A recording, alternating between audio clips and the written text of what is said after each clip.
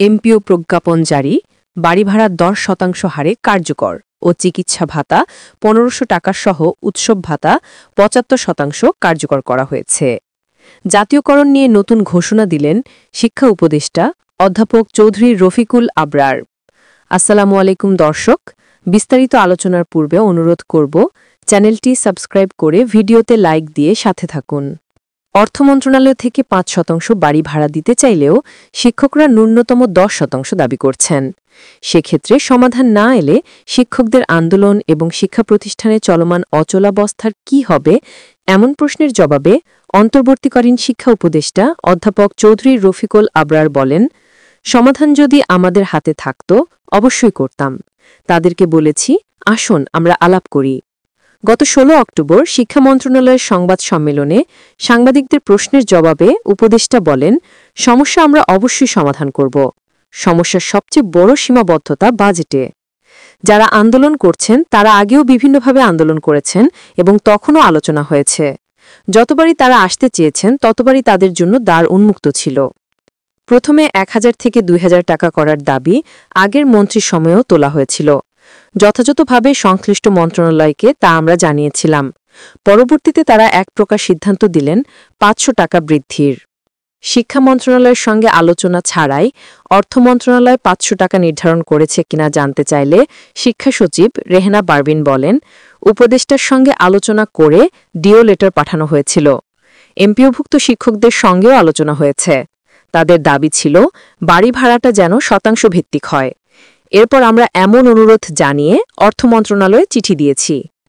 একটি সূত্র হতে শোনা যাচ্ছে, অর্থ মন্ত্রণালয়ে যতই বলুক 5% বাড়ি ভাড়া দেয়া হবে, কিন্তু বাংলাদেশ প্রেক্ষাপটে 5% বাড়ি দিয়ে কিভাবে চলবে সেটা মেনে নেওয়া হবে না। শিক্ষকরা আবার দাবি জানাচ্ছেন 20% করতেই হবে, তবে কিন্তু 15% বাড়ি ভাড়া ভাতা কার্যকর করতে হবে, না হলে মহা আন্দোলন হবে এবং বেসরকারি সমস্ত শিক্ষা প্রতিষ্ঠান বন্ধ হয়ে যাচ্ছে। 500 টাকা বৃদ্ধির প্রজ্ঞাপন হয়েছে, তার আগেই শতাংশের চিঠি পেয়েছিলাম। পরে 5 অক্টোবর প্রজ্ঞাপনের পর এই সিদ্ধান্ত পুনর্বিবেচনার আহ্বান জানিয়ে চিঠি দিয়েছিলাম। আমরা প্রতি মুহূর্তে বিষয়টি নিয়ে কাজ করছি। অর্থ বিভাগের সঙ্গে ধারাবাহিক যোগাযোগ হচ্ছে। অর্থ উপদেষ্টা ও সচিবের সঙ্গেও নিয়মিত যোগাযোগ চলছে। তিনি আরও বলেন, বাজেটের মধ্যে যতটুকু সম্ভব চেষ্টা করছি। তাদের পক্ষ থেকেও সংবেদনশীলতা আসছে। শতাংশে আসাটাও একটি বড় অগ্রগতি। এটা একসময় 60 থেকে 70% হতে পারে। জাতীয় বেতন স্কেলও বাড়বে। শিক্ষা খাতের সংস্কারের প্রভাব দেখতে হলে হয়তো আরেকটু অপেক্ষা করতে হবে। ইতোমধ্যে জাতীয়করণ ফোরামের সদস্য দেলোয়ার হোসেন আজি সহ শিক্ষা মন্ত্রণালয় ও অর্থ মন্ত্রণালয়ের মধ্যস্থতায় বৈঠকে বসেছেন। এই বৈঠকের মাধ্যমেই নির্ধারণ করা হচ্ছে সকল বিষয়। তবে প্রজ্ঞাপন প্রকাশ করা হবে কিনা এ বিষয়ে এখন পর্যন্ত কোনো চূড়ান্ত দিক নির্দেশনা আসেনি। এমপিও শিক্ষকদের বাড়ি ভাড়া কত শতাংশ নির্ধারণ করা হবে, শুধুমাত্র এই বিষয়ে চূড়ান্ত আলোচনা চলছে।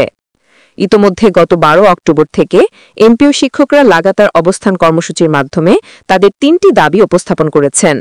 বিভিন্ন সূত্রে জানা যাচ্ছে, শিক্ষকদের এই 3টি দাবির মধ্যে 2টি দাবি পূরণ করা হবে। বাড়ি ভাড়া ও চিকিৎসা ভাতা বৃদ্ধির সিদ্ধান্ত হাতে নেওয়া হয়েছে বলে জানা যাচ্ছে। তবে এরপর নতুনভাবে আরেকটি সিদ্ধান্ত গ্রহণ করা হবে। এই সিদ্ধান্তের ফলে এমপিও কর্মচারীদের উৎসব ভাতা 70% পর্যন্ত বৃদ্ধির সম্ভাবনা রয়েছে।